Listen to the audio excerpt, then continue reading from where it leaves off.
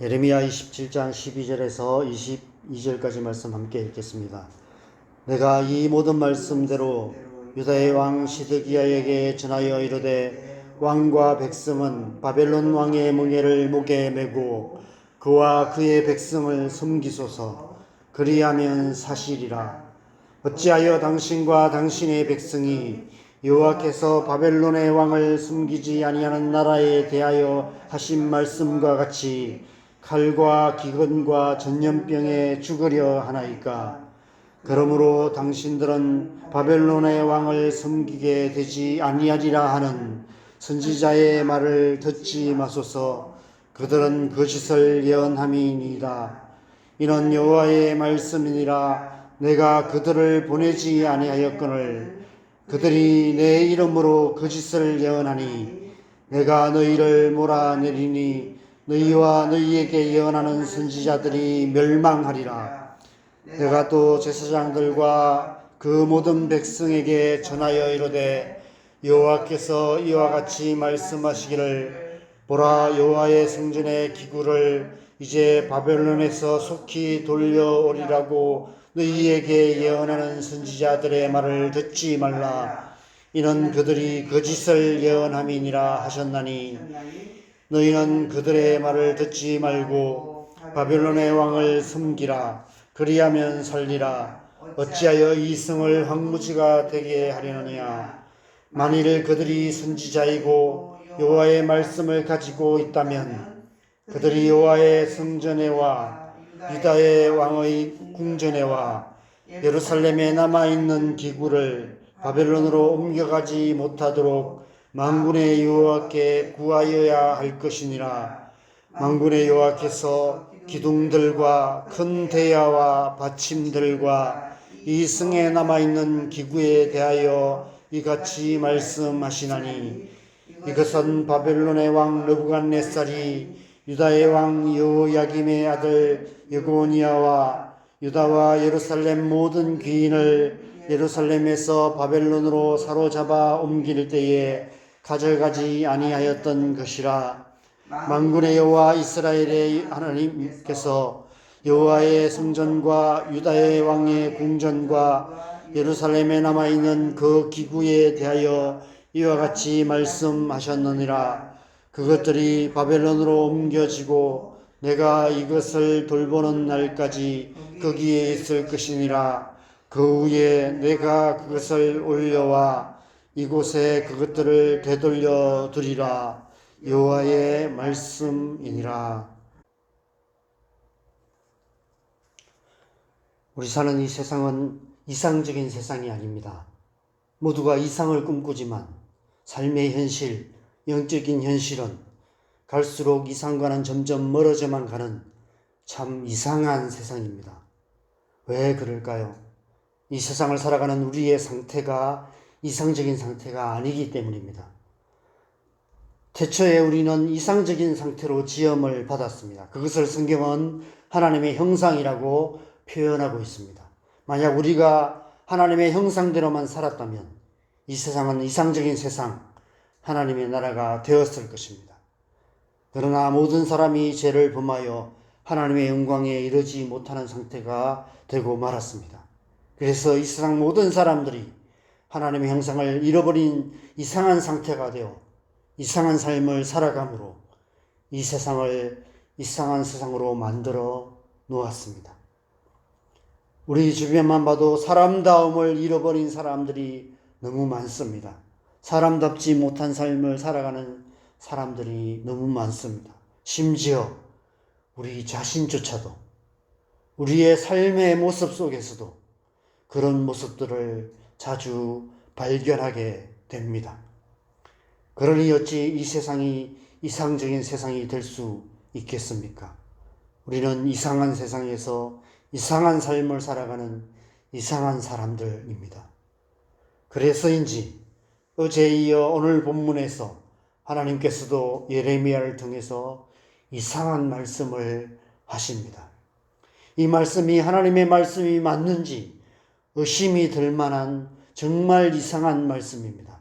12절에 보면 내가 이 모든 말씀대로 유다의 왕 시드기야에게 전하여 이르되 왕과 백성은 바벨론 왕의 멍에를 목에 메고 그와 그의 백성을 숨기소서. 그리하면 사실이라. 그들이 하나님으로부터 듣기 원했던 말씀은 이런 말씀이 아니었습니다.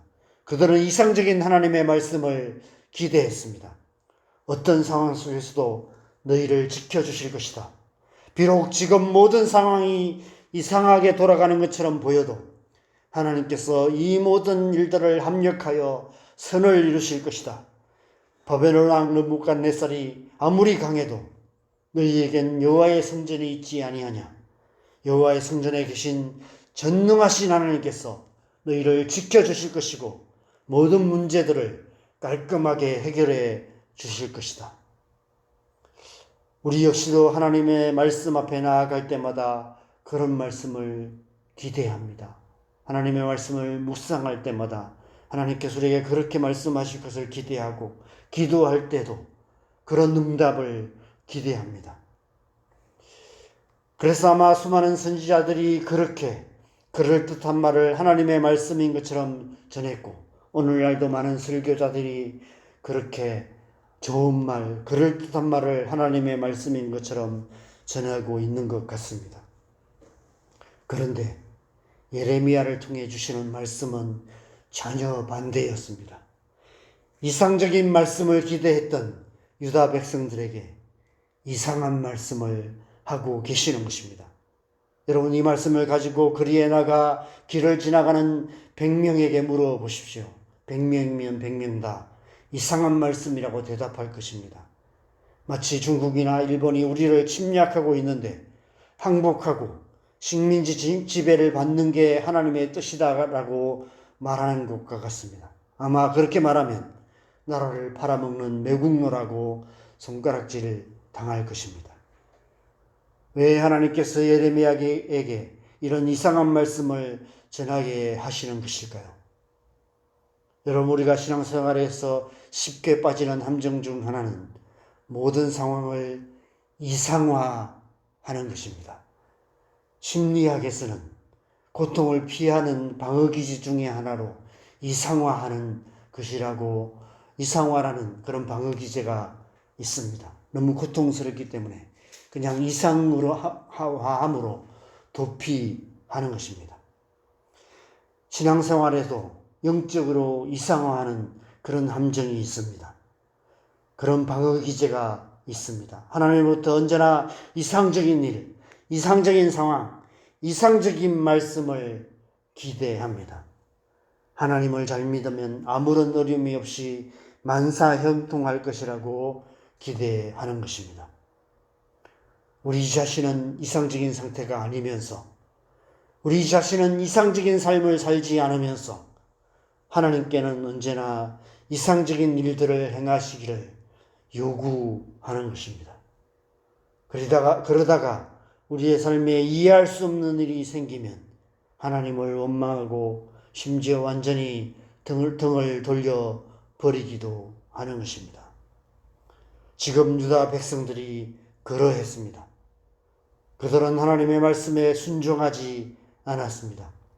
스스로 하나님의 백성이라고 자부하면서도 하나님의 백성다운 삶을 살지 않았습니다. 그들은 하나님과 관계된 일만 열심히 할 뿐 하나님과 관계없는 이상한 삶을 살고 있었습니다. 그러면서도 그들은 여전히 하나님의 이상적인 말씀만을 기대했습니다. 하나님께서 이상적인 일을 행하실 것을 요구했습니다. 그런 이상적인 말씀만 전하는 거짓 선지자들의 말에만 귀를 기울였습니다. 예레미야가 왜 눈물의 선지자인지 알 것 같습니다. 하나님으로부터 이상적인 말씀만을 기대하는 백성들과 그들에게 이상한 말씀을 전하게 하시는 하나님 사이에서 예레미야는 눈물로 기도할 수밖에 없었고 눈물로 호소할 수밖에 없었던 것입니다. 이상화의 함정에 빠지지 않도록 주의하시기 바랍니다. 우리가 신앙생활을 똑바로 하기 위해서는 우리가 살아가는 이 세상의 현실, 영적인 현실을 직시하는 것이 중요합니다. 우리의 신앙이 현실과 동떨어진 뜬구름 잡는 신앙이 되어서는 안 되는 것입니다. 지금 유다 백성들이 처한 상황이 심상치 않은 상황이었습니다. 오늘 본문 18절 이후의 말씀을 비추어 보면 이미 바벨론 왕 느부갓네살이 2차례 침공으로 성전 안에 있던 금으로 만든 모든 보물들을 다 약탈해 간 그런 상태였습니다. 남은 것은 성전 입구에 있던 2 녹기둥과 대야와 받침 등 성전 밖의 녹기구들 밖에 없었습니다. 여호와의 성전이 껍데기만 남아있는 그런 상태가 되어 있었던 것입니다.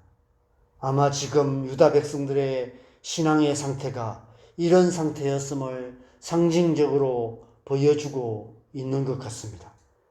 이런 이상한 상태에서 여전히 이상만을 말하고 이상적인 말씀만을 기대하는 것은 현실 도피일 뿐입니다.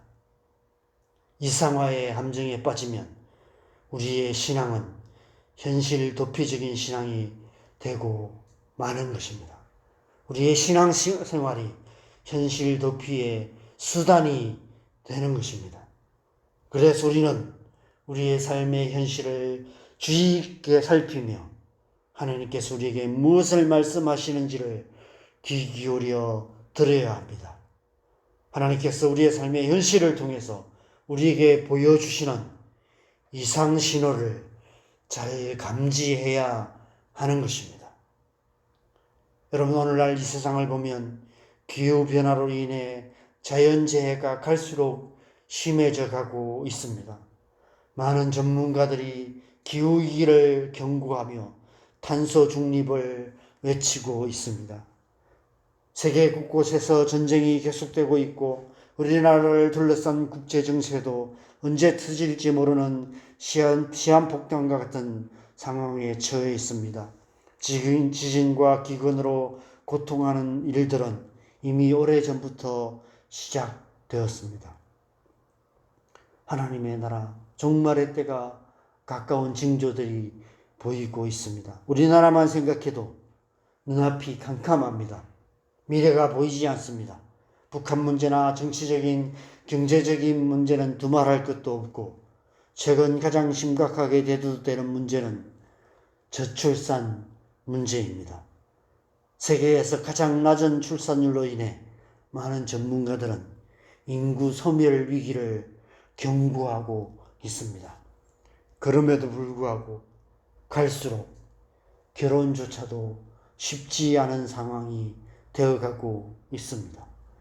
이러다가 정말 우리의 자녀들, 우리의 손주들이 살아가는 시대는 우리나라가 지구상에서 최약소 국가, 가장 인구가 작은 국가, 어쩌면 지구상에서 완전히 사라져 버리게 되는 것은 아닌지 위기감이 듭니다.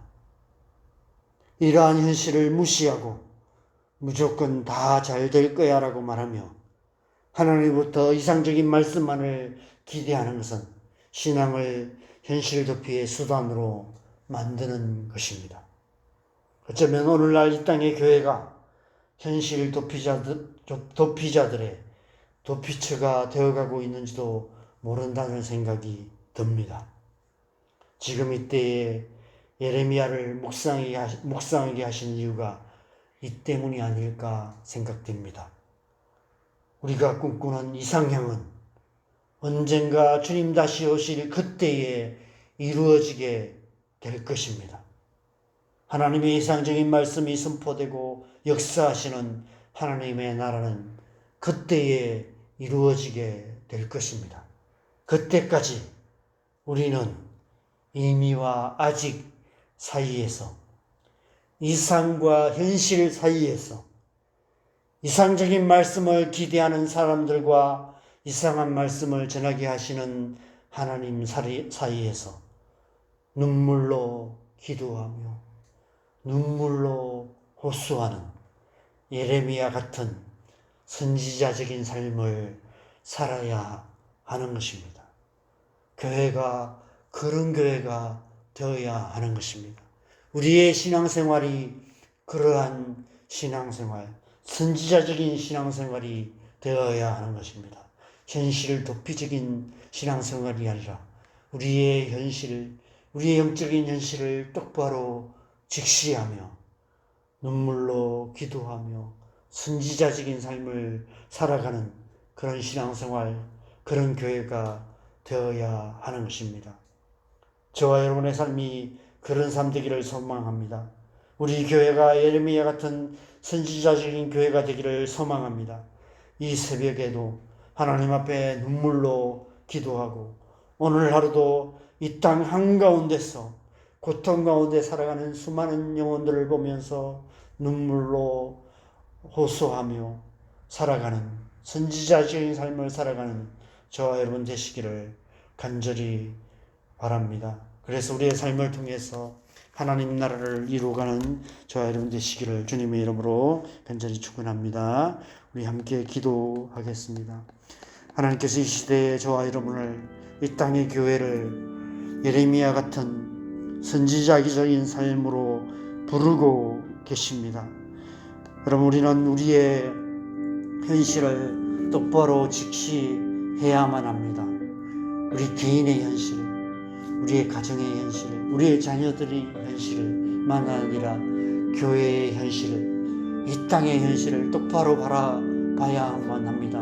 우리는 어쩌면 이미 이상화의 함정에 빠져 있는지도 모릅니다. 너무 오랫동안 이상적인 신앙생활, 이상화된 신앙생활, 현실 도피적인 신앙생활을 해왔는지도 모릅니다. 우리는 끊임없이 그렇게 이상화된 말씀, 이상적인 말씀만을 듣고 그 말씀에만 귀 기울이며 살아가고 있는지도 모릅니다. 우리의 현실을 바라보십시다. 저는 개척교회를 하면서 가면 갈수록 자신이 없습니다.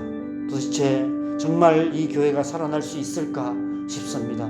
들려오는 소식들은 기존 교회들도 점점 어려워져 가고 있고 교회가 끊임없이 분쟁하고 있고 깨어져 가고 있다는 소식만을 듣고 있습니다. 이런 시대에 무엇을 할 수 있을까 생각할 때 이 예레미야서를 묵상하게 하시는 것 같습니다. 지금 이때에 우리가 눈물로 기도하며 눈물로 살아가야 되는 그런 시대라고 우리에게 말씀하고 계시는 것 같습니다. 선지자적인 삶을 살아가야 하는 때인 것 같습니다.